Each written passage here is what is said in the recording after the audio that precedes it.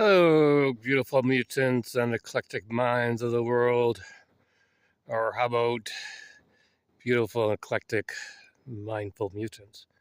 Something like that. So, on a bike ride on the doggone trail, that's where I came from. The dirt road that I usually drive up is over there somewhere. There's my bike. I am biking. No ropes so far. So that's where I'm heading. So there's going to be a sharp corner, and you can't see the trail for a bit. And then it's going down. I'm probably not going to come back there.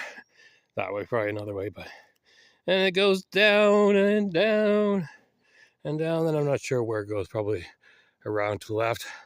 Probably going to climb up a bit more. So yeah.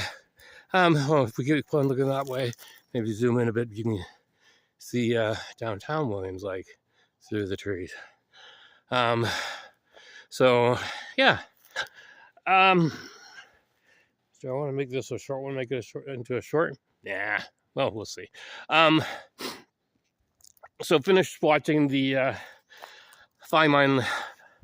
Richard Feynman's lectures on the character of physical laws. The last one was interesting about making new laws. That was the last lecture. It was back in 1964, and actually, I don't know if it was from the last lecture or from a previous lecture, but one of the interesting things is that, and we know this, but just always good to be reminded, is that with entropy, so as entropy increases, like disorder, the amount of available energy decreases, or probably, or dissipates or something like that. So, I thought that was interesting. And then, was there something else? Yeah, about everything, that is science is guessing, right? You guess and then you but they're educated guesses, right?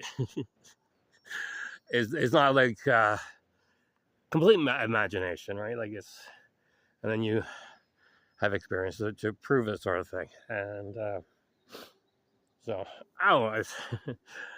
It's sort of like, it's definitely left me wanting more. Although it was funny on that particular channel, which is titled Richard Feynman's Lectures. It's the only video on the channel. The guy's got, I think, 7.78 thousand subscribers, and one video that has probably a couple 100,000 views or something like that. So I'm quite sure he's probably like me and he has more than one channel. And on this particular channel, that's the only video he decided to post, was a 6-hour lecture. Continuous, not like part 1, part 2, part 3 sort of thing. So that's why I found it interesting. But no, because this is 64, so computers were common, but not common sort of. But he made the comment about how computers are switches turned on and off sort of thing, and it isn't the same way with atoms. And then he says, or is it, right? So again, the whole thing is whether something is on or off, right? Light or dark, moving or still, sort of thing. Everything is in constant perpetual motion. But yeah, like I said, it was 6 hours long. I watched about half of it yesterday and the other half this morning. And again, I learned lots, although I know everything. I don't know everything. I don't know hardly anything. But I know, I guess I'm guessing. I'm thinking and I'm guessing all the time. And sure, probably a lot of my guesses are wrong, sort of thing. But you never know. Maybe one of my guesses will be fairly close.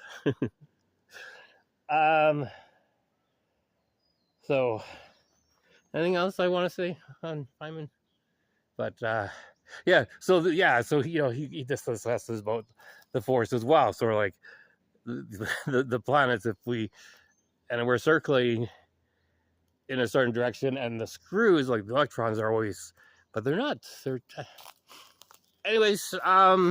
64. That was like 61 years ago. I need to find a little bit more current Feynman lecture. I think there's a few that are around the 2 hour mark. Anything under like half an hour or stuff like that for like people like him, or not people like him, but geniuses, eclectic minds like his. Anyways, back to the bike ride. Stay tuned.